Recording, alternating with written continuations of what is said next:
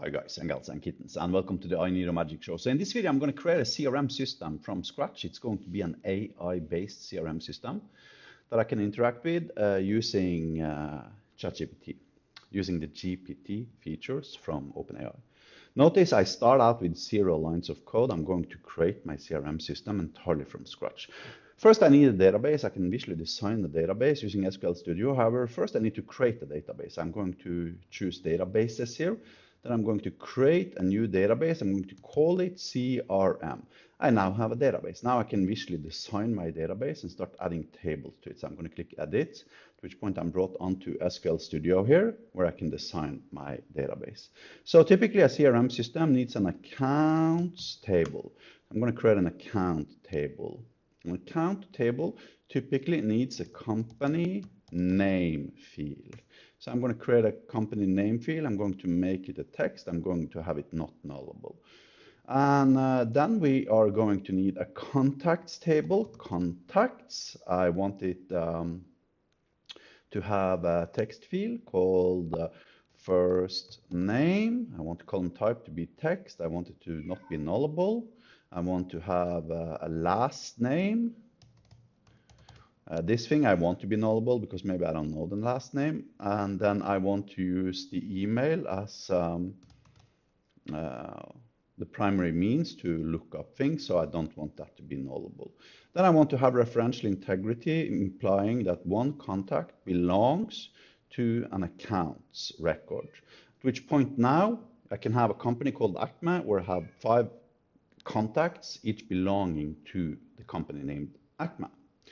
Then I want to have maybe a products table where each product is associated with, or each product has a price column, numeric. I don't want it to be nullable. I want it to have a name. And I want it to have a description. I don't want to have the name being nullable, but maybe I don't want the description to be a mandatory field, so I'm going to allow for that one to be nullable. Then I want to have a many-to-many relationship between products and accounts. So I create a link table. Table 1 is accounts. Table 2 is products. This basically becomes an association between one product and one account, allowing each account to have multiple products they have purchased. Right, so I'm now done with my database. Now I can go into create, I can go to endpoint generator, and I choose my CRM database. I'm going to CRUDify it with its default settings, however you can change this as you see fit. And I generate endpoints, at which point 5 seconds later the system has generated 863 lines of code for me. I now have an API. Then I can go into HyperID. Then I can expand my modules folder. I can expand my CRM folder. And now I want to have one custom action that's not based upon a database. Notice this can be anything you want. We are going to be creating a shitload of actions like this in the future.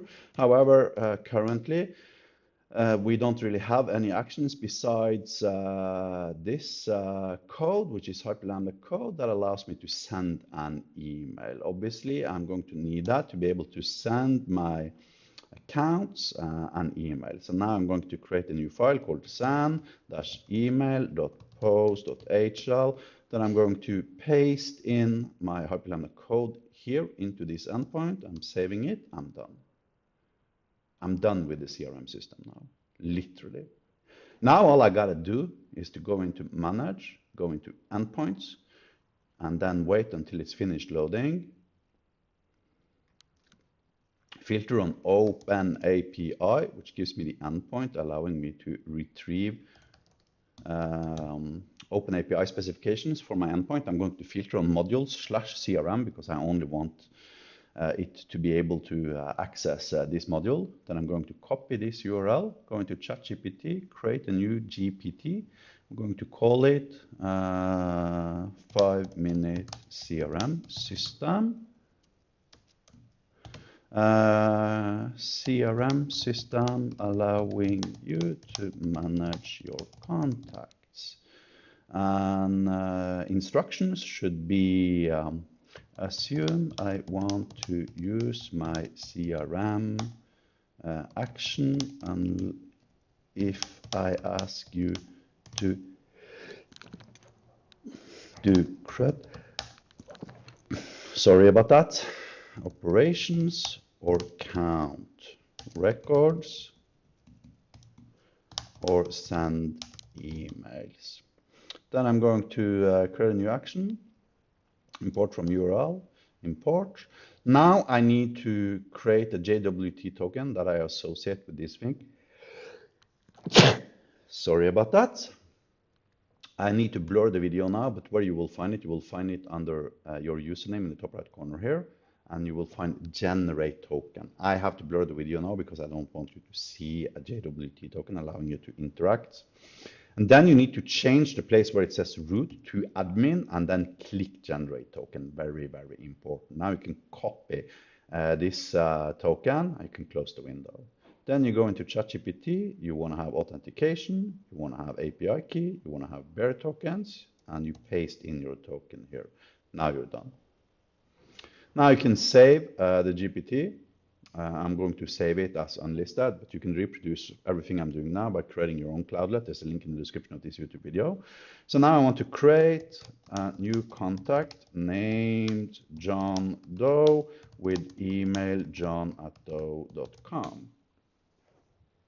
Now what the system is actually doing, it's invoking my API, passing in John Doe as name and email as john@doe.com. And after OpenAI and my GPT realize I'm at chat.openai.com/GPT, so you do need a Plus account to be able to pull this through. With OpenAI, it's $20 a month, and they've actually stopped signups for it because they're being hammered these days, according to Sam Altman. So, however, you do need a Plus account to be able to do this. Now I attempted to create a contact. Yeah, because it doesn't work because we don't have an account, right? So there's a referential integrity, right? So let me stop this guy and then create a new account called Microsoft. All right, so now I'm creating a new account in my CRM system, allow, and once it's done, I can go into my database here using create/SQL Studio, click SQL view, choose my CRM table, select all from accounts, F5, now it's going to return Microsoft as you see. So actually OpenAI inserted the record into my database. Create a new contact for Microsoft named John Doe with john@doe.com. So now what it's doing, it's associating John Doe with Microsoft. So now if I select all from contacts instead, right? And we can do an inner join on contacts C, inner join, accounts, A on A dot, account ID equals C dot, account ID, and then we want to do C dot, first name, C dot, last name, C dot, email, A dot, company name. And now you will see we have Microsoft, we near from inner join accounts. And it returned no result because I still didn't allow it. So now let's see what it does. And here we go. Here's John Doe. And here's his email address. Here's the company name he's working for. Create a new account named Google.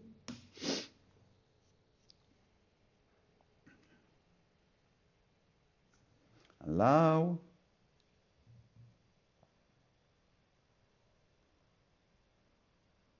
Insert Jane Doe as a Google contact. Her email is jane@doe.com.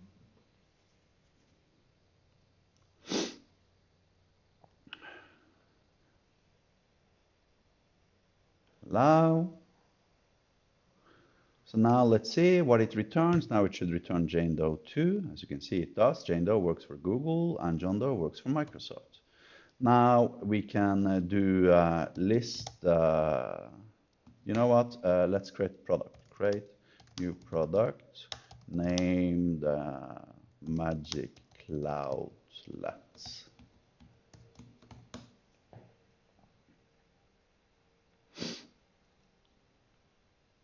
Talking to, allow.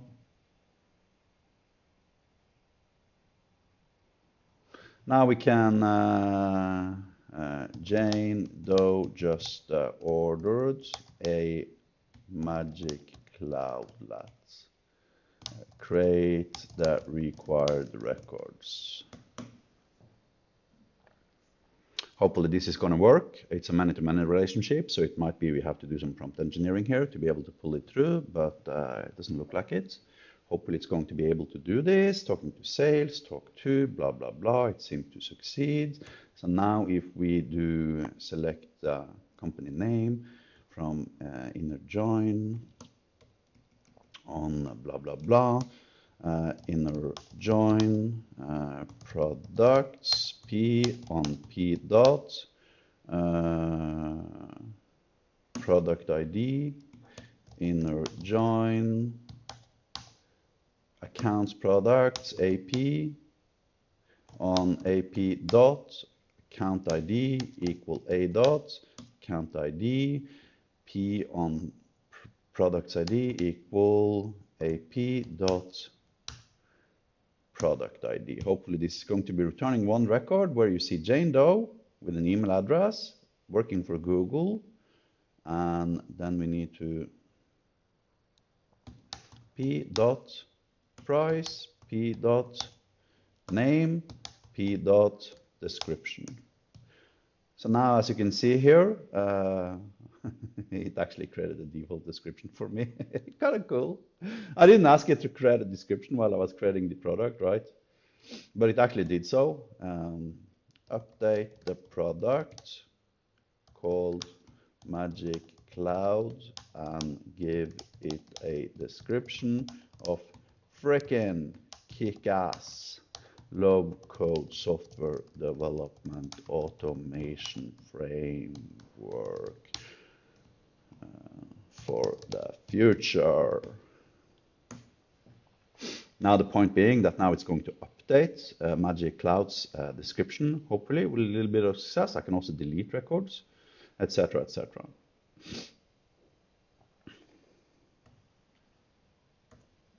Talking to, blah, blah, blah, talk to, allow. Let's see now. And as you can see, it's still a revolutionary new technology. Let's try again. And now it says friggin' kick-ass low-code software development automation framework.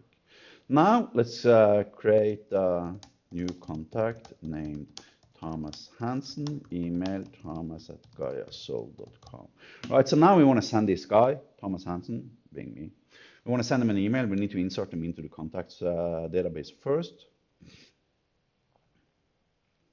Allow. And I guess we can actually go back now to the instruction and say, if I ask you to do an action and I give you incomplete data, then ask me questions until you have the required data to perform an action. Right. Let's save it, only me, confirm. Then let's do list all contacts. Now it's going to be returning 3 contacts, hopefully. Actually, I don't think it probably succeeded inserting my Thomas dude because I didn't associate it with an account, remember? Select all from contacts. So let's see if it was capable of actually inserting, and it wasn't. Now you will see it only returns 2 contacts. I need to create my contact again because the invocation actually failed. Create a new contact called Thomas Hansen with thomas@gaiasol.com. So now after this one succeeds,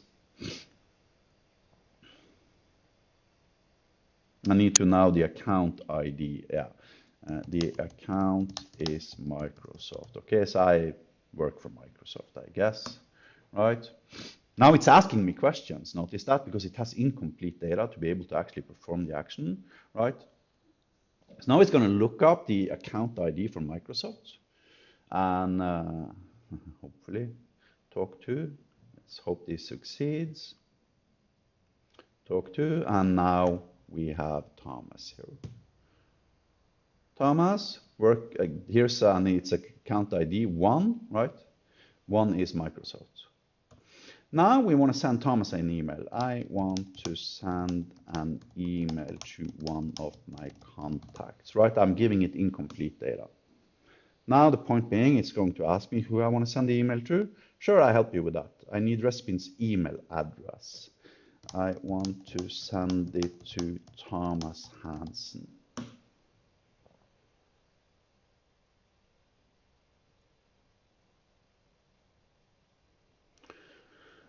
Hopefully this is going to work. Talking to, always allow.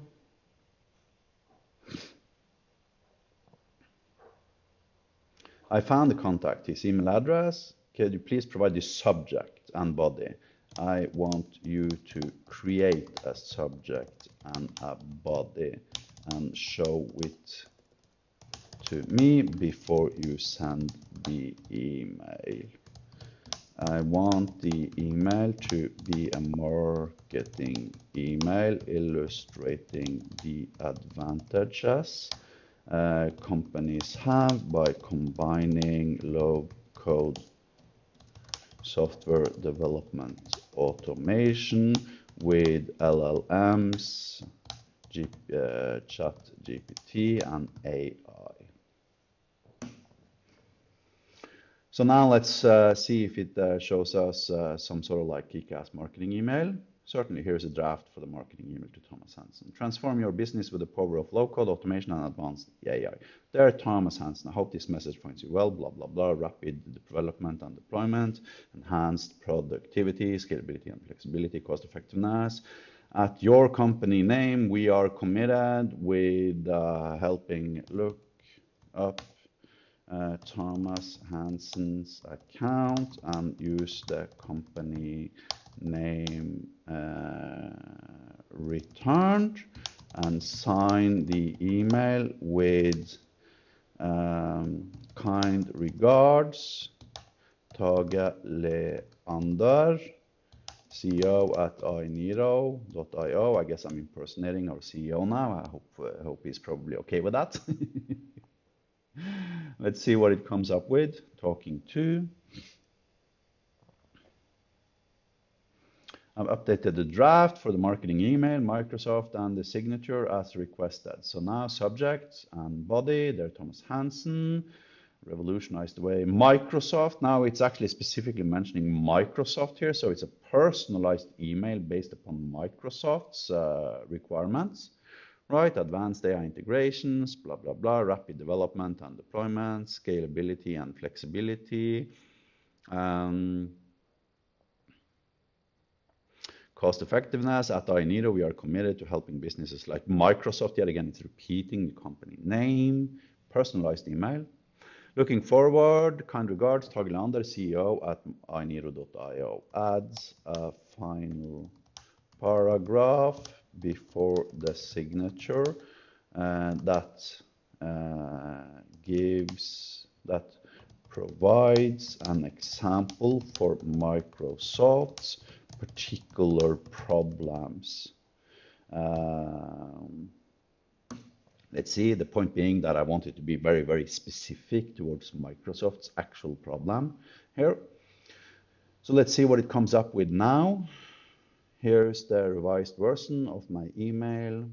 Transform your business with the power of low code. Everything should stay the same, except it should have one paragraph at the bottom, being specific to Microsoft's particular domain, hopefully illustrating the advantages of using GPT, AI, and LLMs in Microsoft's particular domain. Now, of course, ChatGPT knows what Microsoft is doing, so probably going to come up with stuff such as, I don't know, cloud whatever, or stuff like that, or maybe software. They're big on software development, maybe some Windows plugin based upon AI or whatever. What do I know? Right, so let's see what it comes up with. Tailored solutions for Microsoft. Recognizing Microsoft's ongoing efforts to optimize customer support and software development processes, our low-code and AI integration could particularly streamline your customer service operations. By automating responses and providing more accurate AI-driven support, we can help Microsoft enhance customer satisfaction while reducing operational overheads. At iNeedle, we are committed to helping businesses like blah, blah, blah, blah. Okay, it's not the perfect, I guess, use case, particularly for Microsoft, but let's send it. Ta-da! And now my GPT is actually going to invoke the HTTP endpoint that sends the email to thomas@guysol.com. And we can actually verify that by going into my Gmail account. I have to blur the screen yet again because I don't want to show you all my email conversations. But let's wait until the endpoint invocation is done, and then let's have a look at the email. Notice we should probably add some markdown to HTML stuff inside of the sending email endpoint, and then actually sending the email as an HTML email or something. So it's probably going to look a little bit funny. But that's besides the point. I spent 15 minutes on the thing. Right, you spend 2 hours on it, it's going to be 100 times higher quality. So let's now check my Gmail account. I'm going to have to blur the screen, unfortunately. So let's have a look at the email we now should have been given. As you can see here now, transform your business with the power of low-code automation and advanced AI. There, Thomas Hansen, addressing me personally. Then for Microsoft, uses particular use cases specific for Microsoft. Kind regards, Tage Leander. And we basically have a CRM system, allowing me to use AI to interact with the CRM system, allowing me to use AI to invoke other actions such as, sending emails and whatever. We could hook it up to HubSpot if you wanted to. I could hook it up to get the weather. I could have a CRM system that orders coffee cups for me, assuming that my local barista happens to have an API where it can accept orders. And then I can tell the API that send an email to my barista that says, hey man, I'm going to be outside of your coffee shop 15 minutes from now on my way to work.